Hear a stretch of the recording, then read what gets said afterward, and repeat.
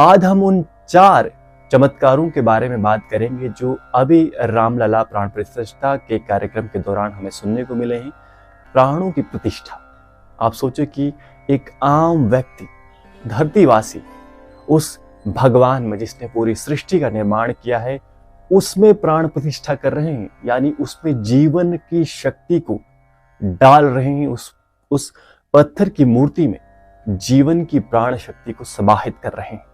ऐसे भक्त कहाँ जग में, कहाँ ऐसे भगवान, कहाँ ऐसे भगवान है जहां भगवान स्वयं भक्त के द्वारा प्राणों से प्रतिष्ठित होते हैं। आहा, क्या अलौकिक भजन है और क्या अलौकिक दृश्य। आप सोचिए, इससे कल्पना करिए, प्राणों की प्रतिष्ठा हो रही है, प्राण डाले जा रहे हैं उस मूर्ति में। और जब मूर्ति में प्राण डाले जाएंगे तो उसके हाव भाव तो बदलने ही है। राम नाम आधार जिन्हें वो जल में राह बनाते हैं, जिन पर कृपा राम प्रभु की वो पत्थर भी फिर जाते हैं। ये प्रसिद्ध गीत 90 के दशक में आए श्री रामानंद सागर जी द्वारा प्रसारित रामायण का है। ये गीत तब का है जब भगवान राम जी को उस अथाह समुद्र को पार करना था जो भारत और लंका के बीच में था। ये पुल का जब निर्माण हो जाता है तो लंका वासियों में भय का माहौल स्थापित हो जाता है। लंका वासी ये मान चुके होते हैं कि अब उनकी हार निश्चित हो चुकी है। ये कोई चमत्कार से कम नहीं था जब जल में, इस अथाह समुद्र में एक बहुत बड़े पुल का निर्माण कर दिया गया था। और ये चमत्कार तब हुआ था, पर आज भी जब से भगवान रामलला की प्राण प्रतिष्ठा हुई है या उस प्राण प्रतिष्ठा के कार्यक्रम के दौरान, उससे थोड़ी देर पहले या बाद में, ऐसे कई सारे चमत्कार हमें सुनने को मिल रहे हैं। उन्हीं में से 4 चमत्कारों की बात हम आज की वीडियो में करेंगे। तो देखिए, राम नाम आधार जिन्हें वो जल में राह बनाते हैं। जल में राह बनाना आसान नहीं है। आमतौर पर जमीन में भी सड़क बनाना इतना आसान नहीं है, पर जल में राह बनाना बहुत मुश्किल है। पर जैसा ये भजन कहता है कि जिसे राम नाम का आधार मिला हो, जिसे राम नाम की शक्ति मिली हो, वह तो पत्थर भी तरने लग जाते हैं। हालांकि इसका उत्तर रावण ने भी कुछ ऐसा ही चमत्कार करने की कोशिश जरूर की थी, उस पर हम कभी बाद में चर्चा करेंगे। आज हम उन 4 चमत्कारों के बारे में बात करेंगे जो अभी रामलला प्राण प्रतिष्ठा के कार्यक्रम के दौरान हमें सुनने को मिले हैं। और इनमें सबसे पहला जो चमत्कार है वो है जिन्होंने रामलला की मूर्ति बनाई है। रामलला की मूर्ति के मूर्तिकार श्री अरुण योगीराज जी, उन्होंने बताया कि जब उन्होंने मूर्ति बनाई तब, और जब मूर्ति का प्राण प्रतिष्ठा का कार्यक्रम हो गया, मंत्रोच्चारण से, विधि विधान से, पूजा से, ध्वनियों से, राग से, संगीत से जब मूर्ति की प्राण प्रतिष्ठा हो गई, तब उसके हाव भाव जो है वो बदल चुके हैं।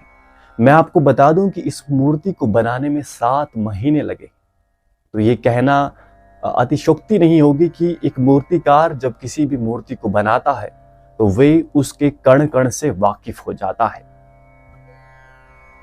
ऐसे में श्री अरुण योगीराज जी का ये कहना कि मूर्ति के हाव भाव जो पहले थे और जो अब है वो बदल चुके हैं, ये इस बात का बताते हैं कि कैसे भगवान राम की जो शक्ति है, जो माया है, वो अपरंपार है। भक्तों के पास आते ही, भक्तों के द्वारा ही प्राण प्रतिष्ठा भगवान राम कराते हैं। प्राण प्रतिष्ठा भी अपने आप में एक बहुत बड़ा शब्द है जिसे हम आमतौर पर आज हर व्यक्ति ले रहा है। प्राणों की प्रतिष्ठा, आप सोचो कि एक आम व्यक्ति, धरतीवासी, उस भगवान में जिसने पूरी सृष्टि का निर्माण किया है उसमें प्राण प्रतिष्ठा कर रहे हैं, यानी उसमें जीवन की शक्ति को डाल रहे हैं। उस पत्थर की मूर्ति में जीवन की प्राण शक्ति को समाहित कर रहे हैं। ऐसा बस सनातन धर्म में ही हो सकता है। इस पे मुझे एक और भजन याद आ रहा है कि ऐसे भक्त कहाँ जग में, कहाँ ऐसे भगवान, कहाँ ऐसे भगवान है जहां भगवान स्वयं भक्त के द्वारा प्राणों से प्रतिष्ठित होते हैं। आहा हा, क्या अलौकिक भजन है और क्या अलौकिक दृश्य। आप सोचिए, इससे कल्पना करिए, प्राणों की प्रतिष्ठा हो रही है, प्राण डाले जा रहे हैं उस मूर्ति में, और जब मूर्ति में प्राण डाले जाएंगे तो उसके हाव भाव तो बदलने ही है।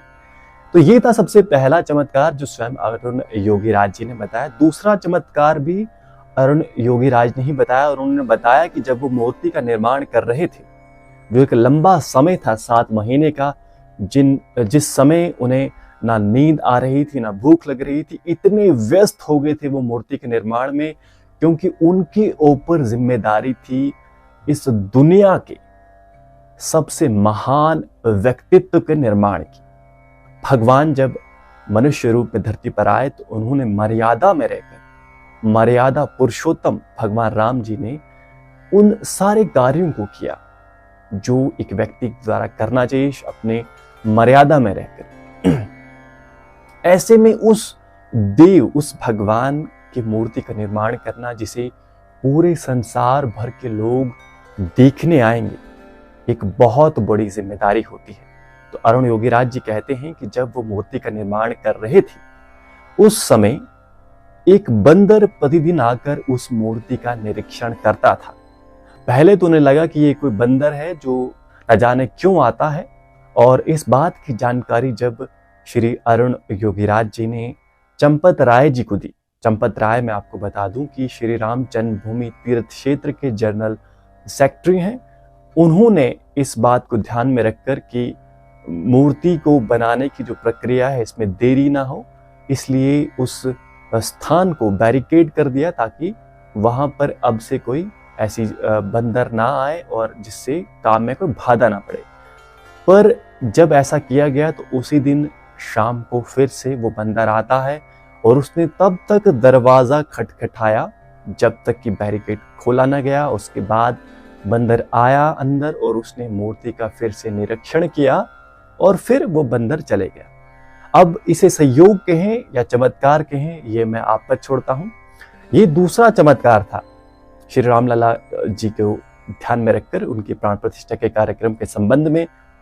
तीसरा जो चमत्कार है वह स्वयं चंपत राय जी ने अपने ट्विटर पर साझा किया, जिसमें उन्होंने बताया कि एक बंदर या कहें बंदर के रूप में न जाने कौन से वो देव थे, शायद आप उसे पहचान ही गए होंगे। वो आए और उन्होंने कई सारे द्वारों को लांघकर गर्भगृह में प्रवेश किया और भगवान रामलला जी के दर्शन किए। ये सब देखते ही कुछ पुलिसकर्मी उस बंदर की ओर दौड़े ताकि वे कोई विघ्न या किसी को कोई हानि ना पहुंचाए, पर बंदर शांति से वहां से वापस लौट गया। चौथे चमत्कार की बात करते हैं। जम्मू कश्मीर की एक मुस्लिम महिला, जिला कुपवाड़ा की एक मुस्लिम महिला को भगवान रामलला जी सपने में दर्शन देते हैं, और वो उनसे कहते हैं कि आपको मेरे दर्शन करने आना पड़ेगा। और ये सपना देखकर वे महिला रात को ही अपनी गाड़ी में अयोध्या के लिए निकल पड़ती है, और उसके बाद भगवान रामलला जी के दर्शन करती है। तो ये 4 चमत्कार भगवान रामलला जी की प्राण प्रतिष्ठा के संबंध में मैंने आपको बताए।